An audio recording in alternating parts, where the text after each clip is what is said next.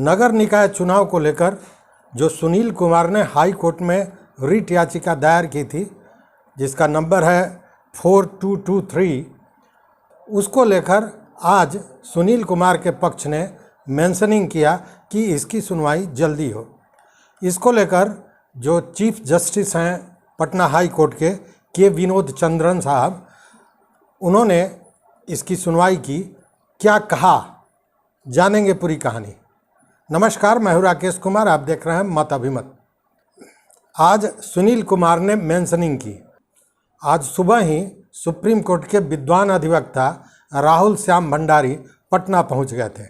उनके पटना पहुंचते ही सुनील कुमार सहित जो लोग इस केस से जुड़े हुए हैं, उन लोगों में एक उत्साह जग गया। चूँकि अभी तक हाई कोर्ट से लेकर सुप्रीम कोर्ट तक राहुल श्याम भंडारी ने ही इस मामले को देखा है। खैर, आज राहुल श्याम भंडारी साहब ने चीफ जस्टिस माननीय के विनोद चंद्रन साहब के यहाँ मेंशनिंग की, लेकिन इस मामले में कोर्ट मास्टर ने बताया कि ये मामला अभी चीफ जस्टिस के यहाँ नहीं पहुँचा है, ये रजिस्ट्रार के यहाँ हो सकता है। फिर मेंशनिंग रजिस्ट्रार के यहाँ की गई और रजिस्ट्रार महोदय के यहाँ यह केस था। रजिस्ट्रार महोदय के यहाँ यह केस था। उनके यहाँ बहुत से केस होते हैं और इस केस की गंभीरता को नहीं देखा गया था, उसी के चलते ये पड़ा हुआ था।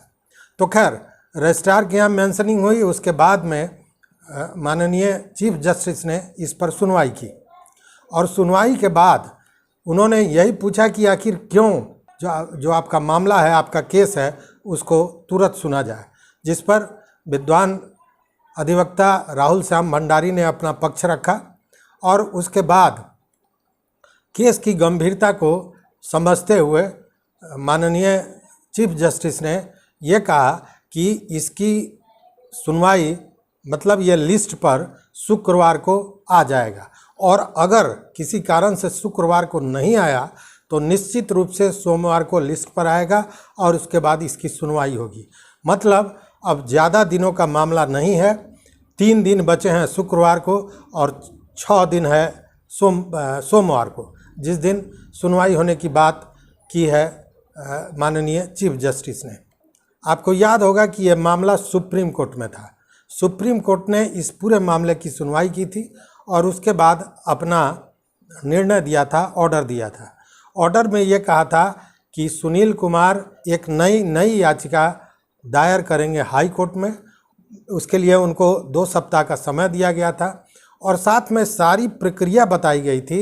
उस ऑर्डर को देखने से स्पष्ट होता है कि अगर कोई भी उसमें इंटरवेनर बनना चाहता है, पार्टी बनना चाहता है, या सुनील कुमार ने जो प्रश्न रखे हैं उसमें और कुछ जोड़ना चाहते हैं तो वो जोड़ सकते हैं और उसके लिए 2 सप्ताह का समय दिया गया था। 3 मार्च को सुनील कुमार ने इस मामले को वहाँ रखा था और लेकिन इसकी लिस्टिंग हुई थी 14 मार्च को। चूँकि ये इतने विस्तार से बताने का एक कारण है। कारण यह है कि बार बार ये आ रहा है, कहा जा रहा है कि सुप्रीम कोर्ट ने कहा था कि 4 माह के भीतर ही इस पूरे मामले की सुनवाई कर हाई कोर्ट अपना फैसला देगा। तो जैसे 3 तारीख को सुनील कुमार ने अपनी रिट याचिका दायर की थी, उस हिसाब से 3 जुलाई को इसका समय बीत जाता है। लेकिन चूँकि लिस्टिंग 14 तारीख को हुई थी तो ये माना जा रहा है कि लिस्टिंग के डेट से अगर देखा जाए तो माने लिस्टिंग मतलब उसी दिन कोर्ट में यह मामला सुपुर्द किया गया, लिस्ट पे आया, तो उससे 4 महीना पूरा होता है 14 जुलाई को। लेकिन उसमें एक और फंडा है कि अगर बीच में जो गर्मी की छुट्टी थी उसको जोड़ दिया जाए तब ये 1 माह और बढ़ जाता है। ऐसे में जो बार बार ये हो रहा था कि हाई कोर्ट को लटका के रखने की बात, ये सारी बातें मिथ्या थीं और इन सारे भ्रम में पड़ने की कहीं से ज़रूरत नहीं थी। चूँकि कोर्ट अपने नियम, अपने संविधान के तहत ही चलता है, वो उससे लेश मात्र भी इधर से उधर नहीं होता है। तो कहने का मतलब है कि ये जो 4 माह का समय था ये अभी ऐसा नहीं है कि बीत गया है। दूसरी बात कि अगर सुनवाई पूरी नहीं होती है या कोई और तकनीकी पक्ष होता है, उसमें यह समय अगर बढ़ भी जाता है तो ये बहुत बड़ी बात नहीं होती है।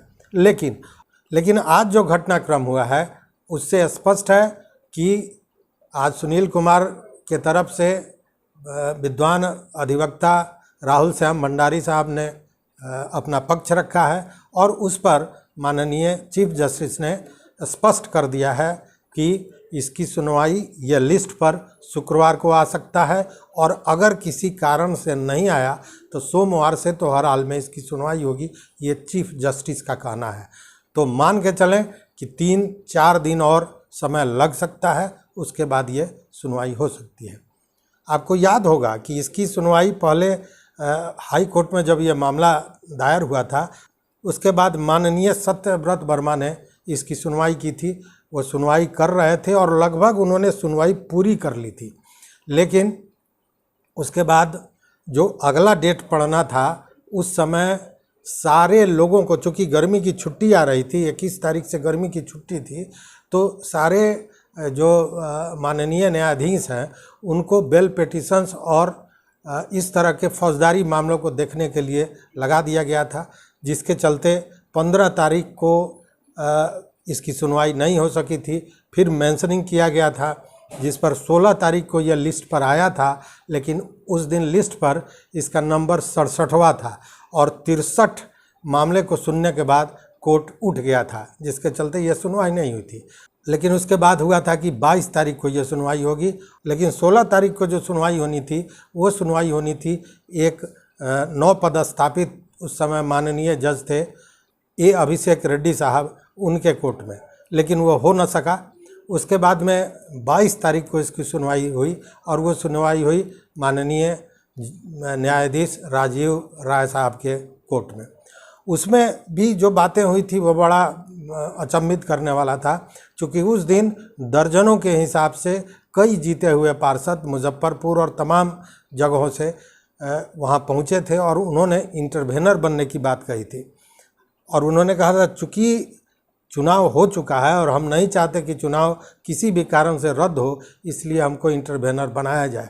और एक तरह से इस बात की स्वीकृति भी एक तरह से कहेंगे कि मन बना लिया था जज महोदय ने, चूँकि दोनों पक्ष की बात सुननी थी।